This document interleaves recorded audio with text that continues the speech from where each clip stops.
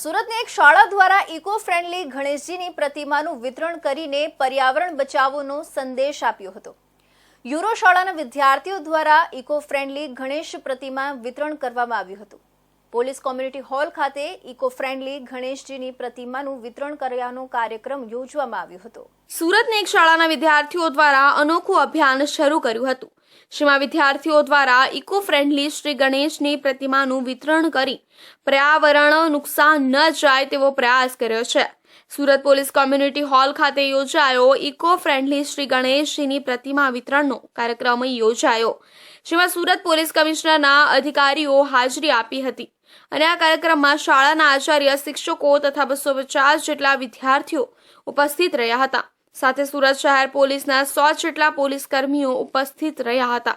કાર્યક્રમમાં સુરત શહેર police commissioner સહિત ઉચ્ચ પોલીસ અધિકારીઓ હાજર રહ્યા હતા। પર્યાવરણને બચાવવાના સંદેશા સાથે વિદ્યાર્થીઓએ ઇકો ફ્રેન્ડલી શ્રીજીની પ્રતિમાઓનું વિતરણ કર્યું હતું। વિદ્યાર્થીઓએ 100 જેટલી પ્રતિમાનું વિતરણ કર્યું હતું। ભગવાન શ્રીજીના સ્થાપના થશે અને 17 સપ્ટેમ્બરના રોજ ત્રીજા, 5મા, 7મા, 9મા દિવસે કરતા 17 સપ્ટેમ્બર तक સુધી अपना जो विसर्जन प्रक्रियाओं ચાલશે।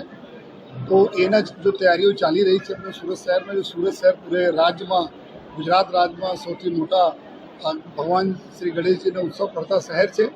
લોકો ખૂબ ધૂમધામ से મનાવે છે।